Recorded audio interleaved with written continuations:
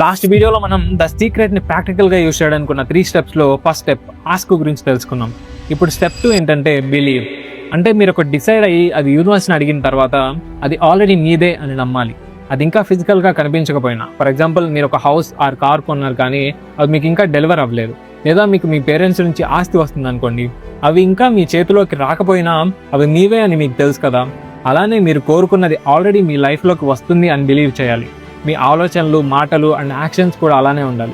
Last వీడియోలో చెప్పిన ఎగ్జాంపుల్ని తీసుకుంటే, వన్స్ మీరు రెస్టారెంట్లో ఒక ఆర్డర్ ఇచ్చాక అది వస్తుందా రాదా అని ప్రతి 5 minutesకి మళ్ళీ అదే ఆర్డర్ చేయరు కదా.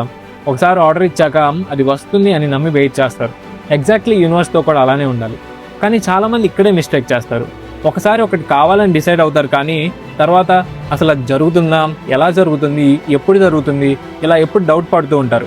కానీ ద సీక్రెట్ చెప్పేది ఏంటంటే, ఎలా జరుగుతుంది అనేది మీకు సంబంధం లేదు, అది యూనివర్స్ చూసుకుంటుంది. మీరు చేయాల్సిందల్లా మీకేం కావాలో డిసైడ్ అయ్యి అడగడం అండ్ అది ఆల్రెడీ అయిపోయింది అని బిలీవ్ చేయడం మాత్రమే. వన్స్ ఈ 2 స్టెప్స్ కంప్లీట్ అయ్యాక లాస్ట్ స్టెప్ గురించి నెక్స్ట్ ఎపిసోడ్లో క్లియర్గా తెలుసుకుందాం. సో ఫాలో అవ్వండి, కలిసి మేనిఫెస్ట్ చేద్దాం.